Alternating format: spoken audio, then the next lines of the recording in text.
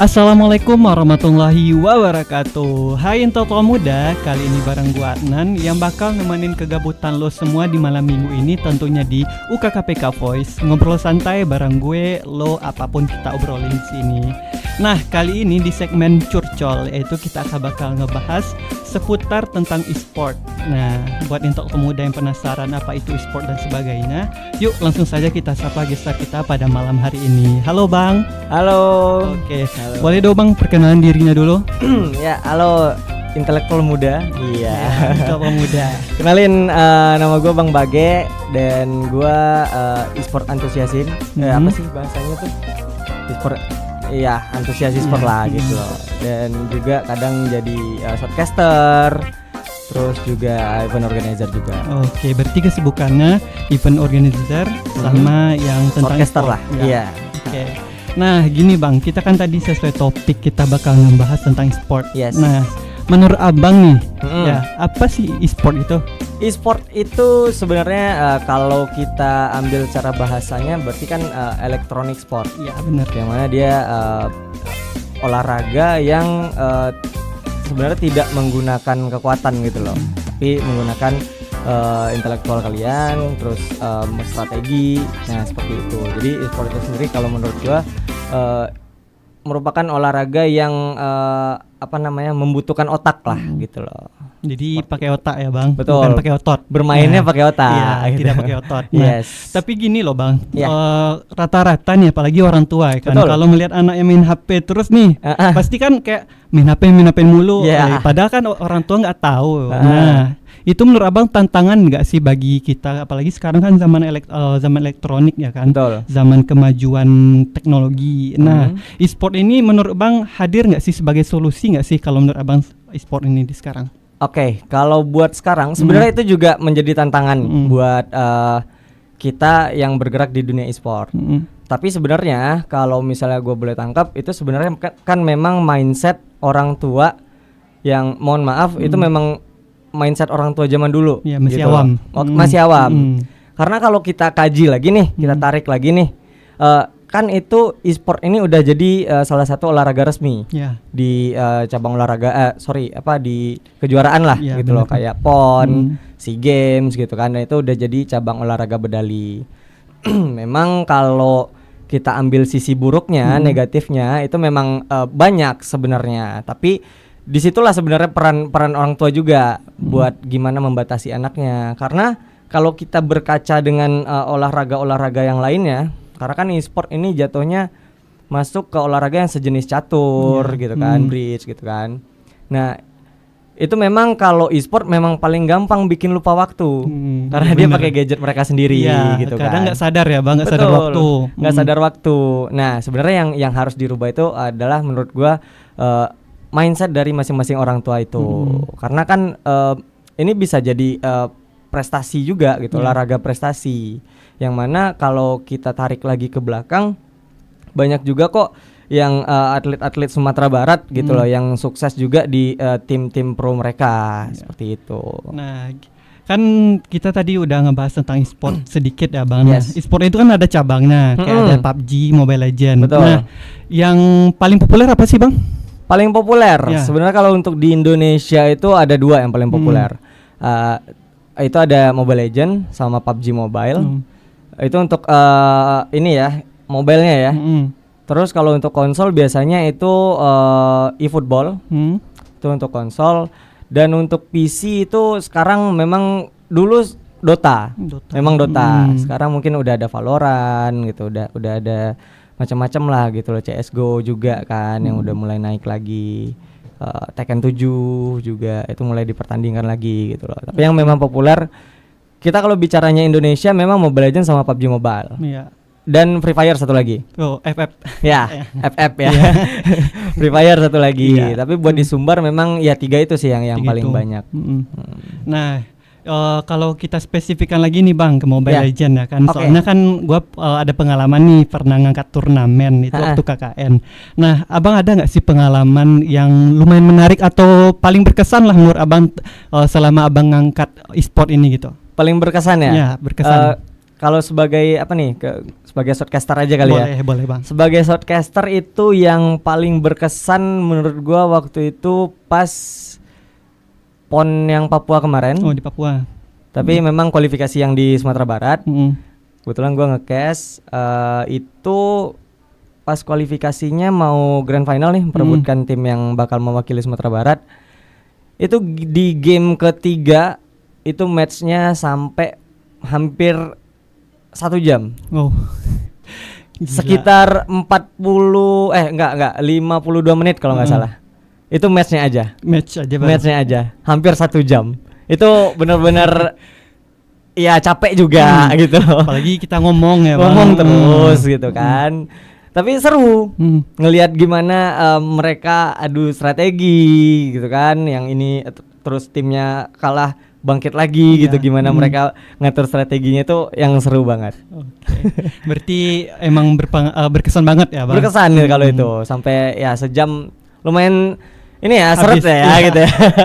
Apalagi ngomong dari awal sampai akhir ya Bang. Kayak kering banget. Nah kan e-sport apalagi Mobile Legend ya Bang. Mobile Legend itu kalau di pertandingan itu kan ada sistem namanya BO. Betul. Nah, BO. Nah, lumrahnya nih Bang kalau di pertandingan itu berapa BO sih gitu? Oke, BO itu kan best of ya. Best of dia kita mempertandingkan berapa. Biasanya kalau di Sumatera Barat itu kebanyakan teman-teman masih pakai sistem best of 3 itu untuk turnamen yang biasanya berbayar. Misalnya ada turnamen berbayar, ada insertnya gitu loh. Itu biasanya masih pakai best of 3 dari awal. Kemudian biasanya di final itu pakai best of 5 plus room turnamen. Karena kan beda tuh kalau custom room biasa dengan room turnamen itu kan beda. Terus kalau misalnya yang pakai insert itu yang free ya, itu biasanya best of 1 sih. Ya sebenarnya suka-suka panitianya aja gitu loh. Kalau buat event. Tapi biasanya free itu biasanya dari best of 1 dari awal, kemudian baru grand finalnya best of 3 kayak gitu. Oke. Nah gini Bang, kan kalau kita mau ngangkat suatu event nih, apalagi kalau olahraga yang fisik, oke lah itu gampang untuk kepanitiaannya ya. Apalagi ibaratnya udah lumrah dari tahun ke tahun. Betul. Nah apalagi kalau e-sport ini gimana sih Bang kepanitiaannya gitu? Kepanitiaannya kalau buat e-sport itu sebenarnya sama aja sih sebenarnya. Paling kita ada wasitnya memang agak lebih banyak kalau misalnya buat turnamen yang lokal ya. Sebenarnya kalau kita bicara industri e-sport itu kan nggak semata-mata cuma main game aja, bukan playernya aja. Karena kalau kita lihat buat turnamennya aja tuh kita banyak banget yang bisa join di industri e-sport. Ini kita bicara industrinya ya. Iya Bang. Karena ada security dari yang kecil-kecil deh, security gitu kan. Terus tiketing, menjaga tiket gitu loh. Sampai broadcastingnya, shortcasternya gitu loh. Jadi memang banyak pihak-pihak yang terlibat. Dan biasanya kalau kita bilang kayak kepanitiaannya itu gimana, ya panitianya lebih kurang lebih sama kayak event organizer. Tapi kayak kita lempar broadcastingnya kemana, nah itu kan pihak ketiga jatuhnya. Kayak gitulah gitu loh. Nah menurut Abang nih prospek dari industri ini ke depan gimana? Oke, prospek dari industri ini menurut gue bagus banget. Kenapa tuh Bang? Memang kalau yang kita lihat kan banyak sektor yang akhirnya terbuka lapangan pekerjaannya. Contoh kayak player-player yang dulu dianggap cuma main game doang, sekarang mereka udah punya gaji bahkan sampai menyentuh angka 3 digit ada gitu loh yang di Indonesia. Di Indonesia Bang. Di Indonesia 3 digit ada gitu loh kan. Ya paling rendahnya itu ya UMR mereka lah, UMR daerah mereka masing-masing gitu loh. Nah, terus juga dari segi wasit gitu kan, referee-nya, kemudian pihak broadcastingnya. Nanti di broadcasting itu kan banyak lagi tuh, ada bagian FOH, adminnya gitu kan. Jadi memang buat prospek industri ini tuh sebenarnya besar. Banyak banget yang bisa digaet untuk join jadi join sama industri e-sport ini gitu loh. Jadi nggak cuma di depan layar aja nih orang tahu nih, belakang layarnya juga itu lebih jelimet lagi kalau misalnya kita iniin kan, kita urutin lagi tuh, kita tarik ke belakang lagi. Nah, kayak gitu. Cuman kalau dikaji gini nggak sih Bang? kan orang-orang itu kan income-nya datang pas ada turnamen aja kan. Yes. Nah gitu. Betul. Nah tapi kan karena hal tersebut makanya banyak orang yang berpikiran kayak ini tuh nggak terlalu menjanjikan. Menurut abang event ini menjanjikan nggak sih, atau turnamen ini tuh menjanjikan nggak sih? Sekedar event atau gimana?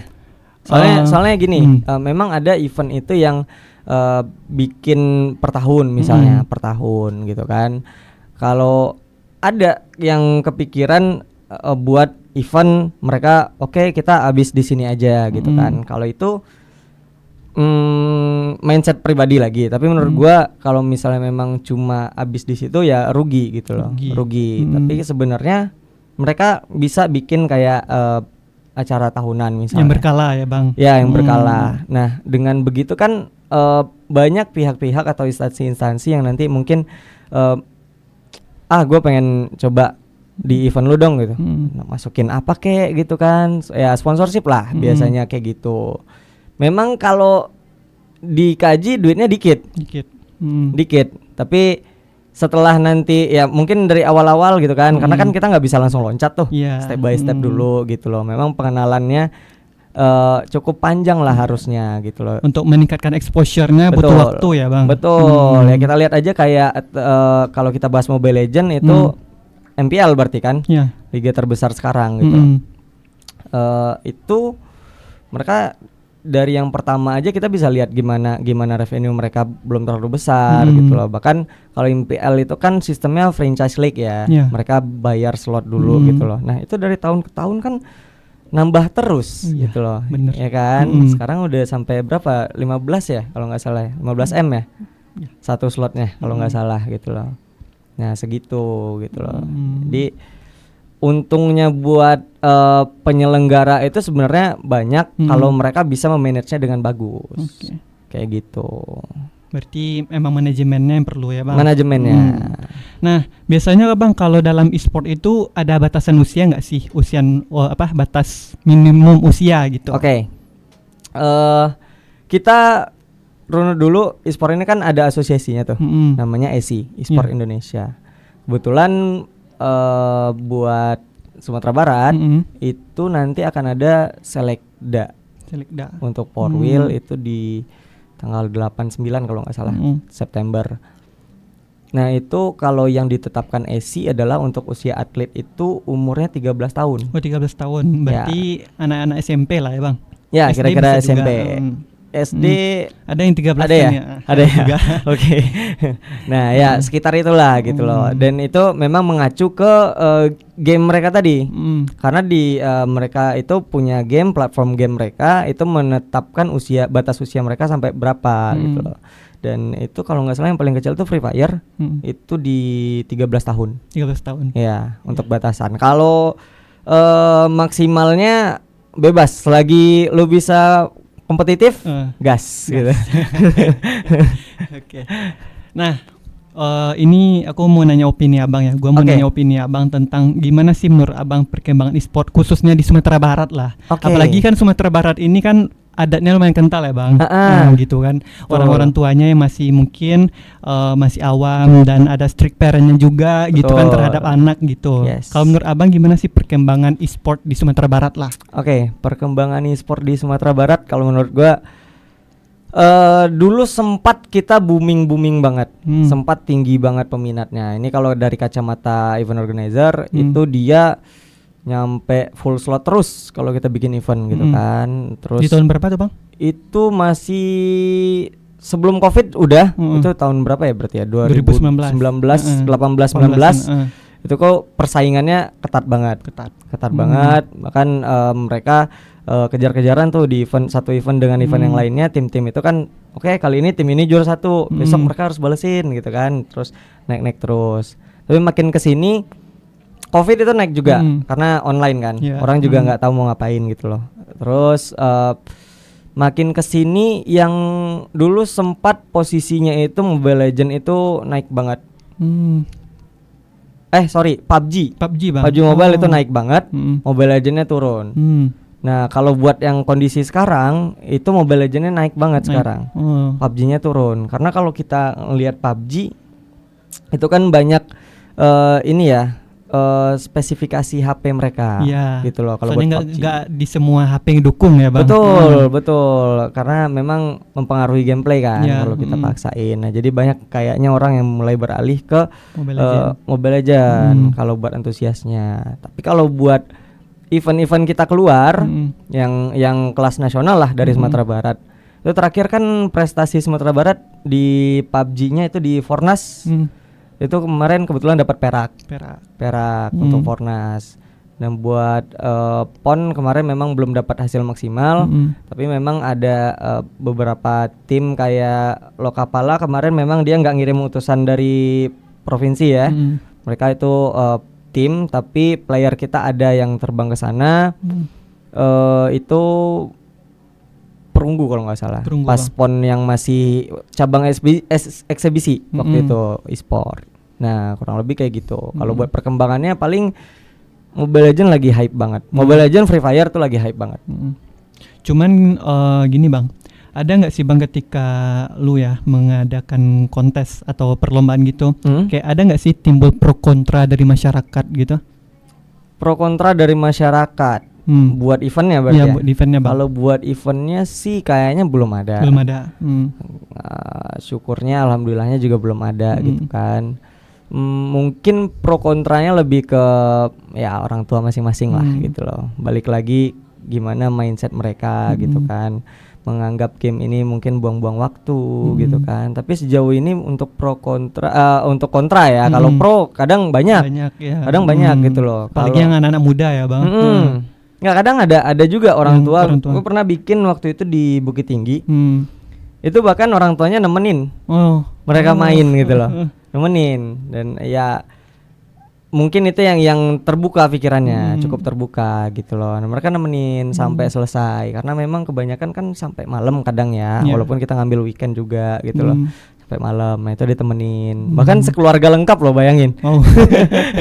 Sekeluarga lengkap, ada bapak, ibunya, terus adik-adiknya tuh rame tuh untuk mensupport dia gitu loh.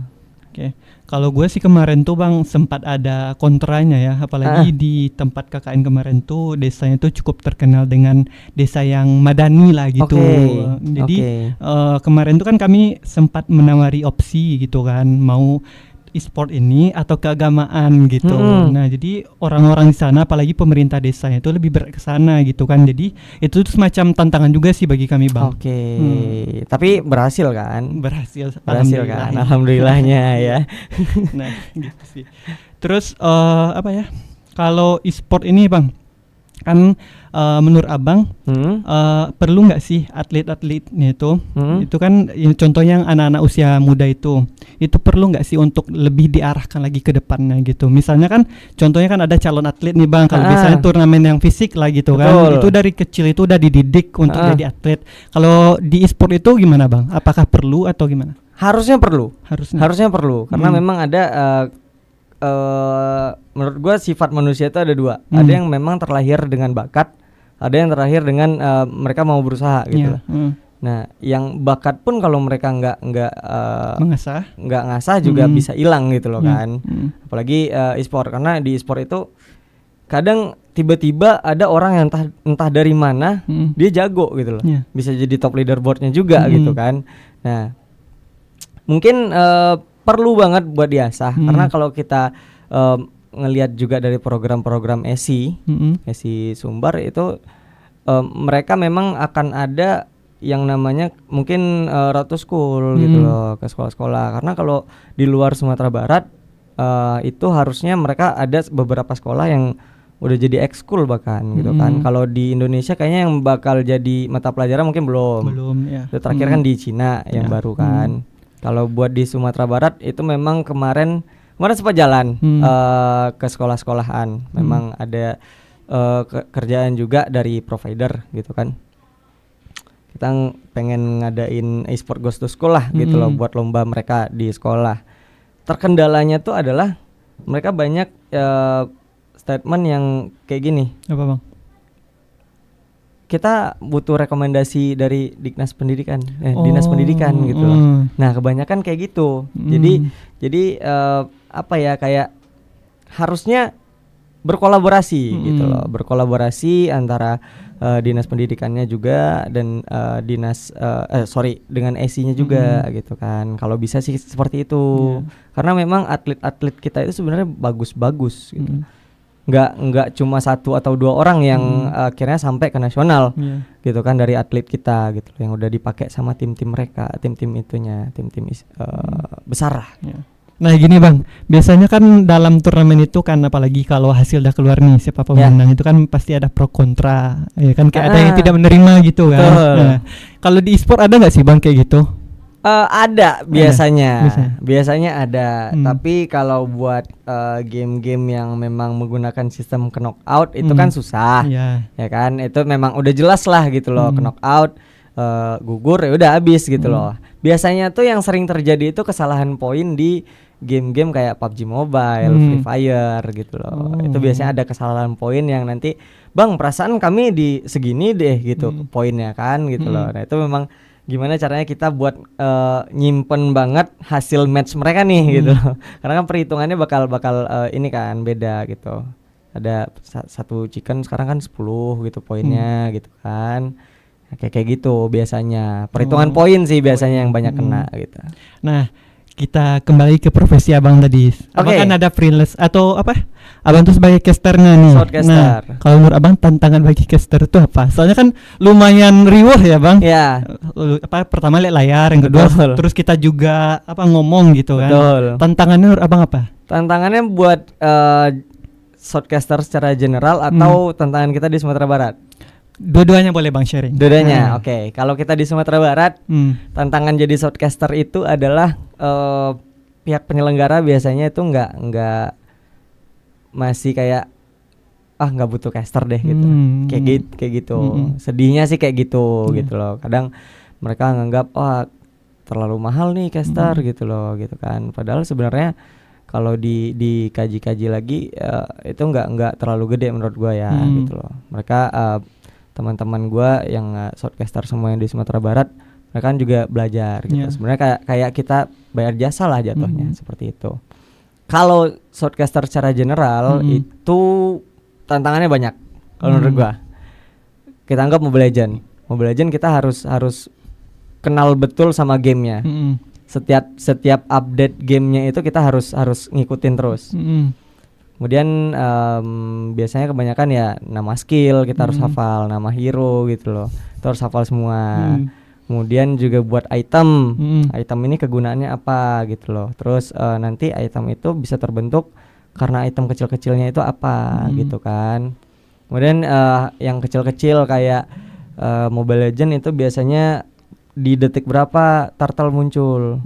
Kalau udah di kill sekali, detik berapa lagi nih turtle-nya keluar. Nah, sampai sedetail itu. Memang harus detail karena yang dituntut dari shortcaster adalah gimana kita bisa deliver game itu dengan nyaman ke orang. Bahkan orang nggak nonton pun bisa kegambar nih di otak dia gimana jalannya pertandingan kayak gitu. Itu yang biasanya jadi tantangan banget sih di sana. Gue pun bahkan sampai sekarang banyak missnya juga gitu. masih ya kadang suka inilah ngasal sebut gitu kan, ngasal aja gitu loh. Oh iya, tantangannya ada satu lagi. Apa Bang? Player-player yang make nick yang kurang ajar. Banyak banget. Itu iya sih Bang. Banyak banget. Kita kan harus mempertanggungjawabkan kata-kata kita kan ke sponsor, ke pihak penyelenggara gitu loh. Bener. Wah, itu sulit sih memang. Bener Bang. Kadang ada yang namanya itu luar biasa banget ya. Banget. Nyeleneh banget. Kalau sekarang tuh lagi marak-maraknya ya paling inilah ya nyetel partai lah ya gitu. Lagi sensitif ya Bang. Iya sensitif gitu loh. Kita susah jadinya. Memang harus bisa banget memilah-milah gitu loh. Kadang kalau kelepasan sekali dah SP1, SP2 gampang banget keluar itu. Sebagai casternya itu kita netral nggak sih Bang? Harus netral. Harus. Karena kadang gue kan kebetulan punya tim e-sport juga. Gue bikin gitu loh. Ketika mereka main ya mau nggak mau kalau mereka mainnya jelek ya udah bilang jelek gitu loh. Dan apa yang harus mereka lakukan gitu. Karena kalau untuk menurut gue jadi caster itu terlihatlah sok tahu. Seperti itu. Tapi jangan yang berlebihan gitu loh. Misalnya lu keluarin aja pendapat lu yang menurut lu gameplaynya harusnya begini gitu loh. Karena kalau kadang ada penonton kan juga kayak wah gimana sih casternya aja masa nggak ngerti gitu loh. Nah, sama lu harus pinter ngeles. Oh, oke. Lu harus pinter ngeles. Apapun itu. Hah? Kenapa tuh untuk suasana tadi? Suasana satu, karena kadang ada di game itu kita kan harus ngomong panjang. Jadi perbanyak bahan lu buat gimmicknya, bercandaannya gitu kan. Mana tahu pas draft pick, tahu mereka kehabisan ini, ada problem lah gitu loh kan, harus draft pick ulang. Atau pas gamenya di pause gitu loh, ada major issues yang memang harus lama gitu kan. Nah itu harus bisa. Kalau ngeles ya paling kayak nick yang aneh-aneh tadi. Itu yang dibercandain. Bisa jadi kayak lagi kental gitu kan. Nah kan kadang yang aneh-aneh gitu kan. Nah kalau menurut lu Bang, mana sih yang lebih susah antara caster yang e-sport ini atau yang kayak turnamen seperti sepak bola? Kalau sepak bola kan ada caster juga tuh kan. Cuman kan kalau secara sejauh ini ya gue lihat kan itu palingan kayak bicara tentang bola itu aja kan, pertandingan itu. Kalau menurut lu lebih susah yang mana, e-sport kah atau yang itu Bang? Sebenarnya kalau bicara soal caster atau komentator itu mereka punya kesulitannya masing-masing sih. Kalau menurut gue nggak bisa juga buat bilang lebih susah e-sport, lebih susah bola juga gitu kan. Mereka juga pasti belajar. Gitu loh. Mereka harus paham juga gitu kan gimana jalan pertandingan gitu loh. Terus apa yang akan terjadi gini. Tantangan juga buat caster adalah dia harus memprediksi apa yang akan terjadi 1 menit ke depan. Gitu loh. Itu yang harus mereka kuasai gitu loh. Karena misal nih gitu, ini hero-nya ke sini. Ini hero-nya ke sini gitu kan. Nah, kira-kira apa yang terjadi 1 menit ke depan gitu loh. Nah, itu yang harus dipikirin gitu. Berarti harus bisa membaca situasi ya. Membaca situasi. Begitupun dengan bola kalau menurut gua gitu. Kalau kadang mereka bilang, "Ya, kalau permainannya seperti ini terus ini bisa kebobolan dalam beberapa menit lagi" gitu kan. Nah, kadang kejadian gitu. Kadang-kadang enggak juga gitu loh. Tapi mereka setidaknya punya intuisi lah gitu loh buat memprediksi apa kira-kira 1 menit ke depan itu bakal terjadi apa gitu. Nah, hero favorit lu Bang? Boleh nih. Hero favorit, waduh. Mobile Legend ya? Iya, Mobile Legend hero. Mobile Legend, gua Franco sih. Franco. Ya, memang user ROM. Karena yang satu, gua dibilang kenapa akhirnya gua memutuskan untuk jadi shortcaster. Tangan gua nggak fast, mulut gua yang cukup fast gitu loh. Jadi buat ngebacot ya udah, gua bisa gitu. Juaranya kalau ngebacot.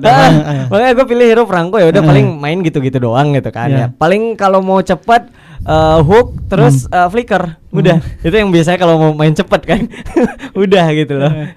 Ya hero-hero low mekanik lah, gua bisa. Gitu.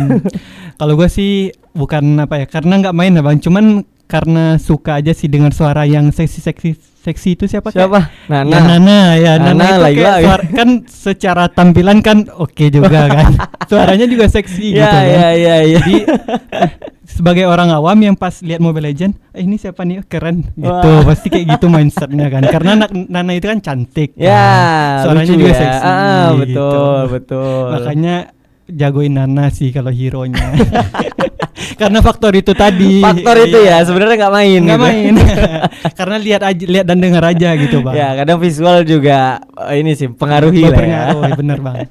Nah kesan Abang deh selama Abang terjun ya di dunia e-sport ini. Boleh tahu nggak sih Bang apa kesan yang telah Abang dapatkan gitu? Kesannya ya gue sebenarnya kalau mulai main di game itu gue dari kecil sebenarnya. Dari mulai zaman ini deh, Point Blank, Losaga gitu kan. Masih zaman dulu banget lah gitu loh. Sebenarnya itu hobi gitu loh menurut gue. Gue suka dan akhirnya sampai sebelum Covid itu 2018 2019 jatuh cinta banget sama e-sport karena gue mencoba untuk ayo kita bikin tim gitu loh. Karena menurut gue kompetitif itu seru gitu loh. Game yang pertama lu bikin yang apa tuh Bang? Buat timnya itu Mobile Legends awalnya. Kemudian abis itu kita merambah ke PUBG, kemudian ke Free Fire, ke Dota 2. Sempat kita punya pemain dari Filipina, satu orang buat Dota 2. Habis itu yang membuat gue cinta sama dunia e-sport gitu loh. Di samping gue suka sama gamenya gitu kan, sama bukan gamenya, bermain game gitu. Di samping gue suka bermain game, gue dapat banyak banget pelajaran dari e-sport gitu loh. Dari segi bisnisnya, dari segi pertemanannya gitu loh. Karena memang pertemanan di e-sport itu naik turun gitu. Ada yang tadi yang satu tim, kemudian jadi musuhan gitu kan. Itu banyak banget dramanya, banyak banget. Lumrah. Tapi di luar itu mereka tetap temenan gitu loh. Di luar itu mereka tetap temenan. Ya paling lama sebulan 2 bulan gitu kan. Enggak tegur-teguran gitu kan. Nah udah, itu yang bikin gue jatuh cinta banget, dan gue suka banget sama dunia e-sport. Setelah juga mengenal sama dunia shortcaster juga gitu loh. Kira gue memutuskan ya udah gue serahin hidup gue ke e-sport. Nah Bang, kalau mendatangkan tim dari luar itu, insertnya gimana tuh Bang? Mendatangkan tim buat apa nih? Misalnya pemain Bang, misalnya kan bayar Bang. Itu kalau dari contohnya luar negeri nih, Abang tadi kan ada sebut dari Filipina. Betul. Itu tuh bayarannya emang kita yang ngatur atau gimana Bang? Jadi itu sebenarnya kebijakan dari masing-masing tim. Kalau gue dulu memang player dari Filipina itu gue ambil di divisi Dota 2. Dota 2. Dan kebetulan waktu itu kita masih trial ya buat Dota 2, karena kita belum punya tempat yang orang-orang itu nyebutnya gaming house. Gaming house kita itu waktu itu belum punya PC yang memadai buat mereka main semuanya. Makanya yang buat dari orang Filipina itu kita biarin mereka di negaranya dia. Jadi main sistemnya kita online dulu nih. Online dulu kita gitu kan sama mereka. Jadi apabila ada, memang kita ada surat kontraknya di kontrak itu. Nah di kontrak itu nanti kita ada waktu itu sempat bilang, apabila memang ada turnamen major yang memang mengharuskan dia ke Indonesia, ya udah kita tanggung kayak gitu. Nah pesan Abang nih, pesan dan harapan tentang e-sport ke depannya ya. Khususnya di Sumatera Barat dulu deh Bang gitu. Sumatera Barat ya, Sumatera Barat. Apa ya pesannya sih mungkin lebih ke orang tua sih ya menurut gua. Ibu-ibu semuanya ya semoga inilah, maksudnya semoga lebih terbuka lagi gitu loh, dan semoga maksudnya semua yang dilakukan anak ibu di e-sport itu nggak semuanya jelek kok gitu loh. Tinggal gimana kita mengarahkannya aja gitu loh. Bukan berarti juga ibu-ibunya salah gitu loh. Tapi lebih baik diarahkan gitu, dikasih waktu benar mereka. Kalau memang mau jadi atlet, yaudah ini ada naungannya gitu kan, atau mau nanya ke SC-nya langsung itu juga bisa gitu kan. Karena ya memang sertifikat yang sekarang itu udah berlaku sebagai sertifikat prestasi gitu loh. Kalau memang ada tanda tangan jadi ketua SC kan banyak tuh kalau masuk kuliah sekolah biasa kan ada sertifikat gitu kan. Nah itu memang bisa kepake sekarang gitu loh. Terus harapannya buat player-player nggak ada sih, mereka udah jago-jago. Mereka udah jago-jago, serius. Kalau Bang, kita perluas lagi ranahnya untuk di Indonesia lah gitu. Di Indonesia ya e-sport ya. Apa ya pesannya ya, semoga semakin maju aja e-sport Indonesia, karena e-sport Indonesia udah terkenal banget gitu kan. Memang untuk nggak beberapa bahkan hampir semuanya loh. Point Blank kita dulu udah megang banget dunia gitu kan. Mobile Legend apalagi sekarang gitu loh. Memang dari zamannya Point Blank sampai Mobile Legend Indonesia megang gitu loh. Mungkin buat ini deh, buat fansnya lah gitu loh. Jangan terlalu toksik lah gitu loh. Dan kita harus menjaga lingkungannya juga, komunitasnya juga gitu loh. Kita menjaga itulah gitu loh. Toksik bukan toksik, taunting itu boleh gitu. Tapi enggak usah, jangan toksikan. Senggol-senggolan berlebihan ya, Bang. Yes. Senggol-senggolan tuh boleh gitu loh, tapi yang itu dikurang-kurangi. Iya, gitu aja sih. Nah, kalau boleh tahu nih Bang, emang seluruh daerah di Indonesia ini tuh udah tahu gitu atau udah e-sport ini udah mulai masuk gitu Bang. Soalnya kan masih ada tuh kayak daerah-daerah terpencil atau daerah-daerah yang lumayan kategori masih sulit gitulah untuk dimasukin teknologi. Betul. Gitu. Itu tuh berarti e-sport di Indonesia tuh udah masuk semua provinsi berarti Bang. Atau hanya beberapa? Oke, kalau kita bicaranya provinsi harusnya udah. Semuanya udah karena kita lihat dari PON kemarin juga itu dari praponnya memang semua provinsi ngirim. Oh, berarti udah ya Bang? Iya, tapi memang ada kayak misalnya mereka di Free Fire mereka nggak ngirim, tapi di Mobile Legends mereka ngirim gitu loh. Tergantung kekuatan dari provinsi tersebut gitu kan. Kalau udah merata harusnya, karena memang kan mereka dinaungi sama satu asosiasi mereka, e-sport Indonesia tadi, dan itu memang di daerah di provinsi mereka juga ada masing-masing gitu kan, dan di kabupaten kotanya juga ada lagi gitu loh. Jadi harusnya udah menyeluruh sih gitu loh. Untuk muda itu tadi bincang seru kita bareng Bang Bage. Tetap pantengin kita di podcast UKKPK Voice setiap malam minggu, bisa via Spotify atau Anchor, atau kalau bosan dengerin suara bisa lihat visual kita di YouTube UKKPK UNP. Kalau gitu gua Adnan pamit. Gua Bang Bage pamit. Terus dengerin kita di UKKPK Voice, ngobrol santai bareng gue, lo, apapun kita obrolin di sini. Wassalamualaikum warahmatullahi wabarakatuh. Wish you all the best and see you next.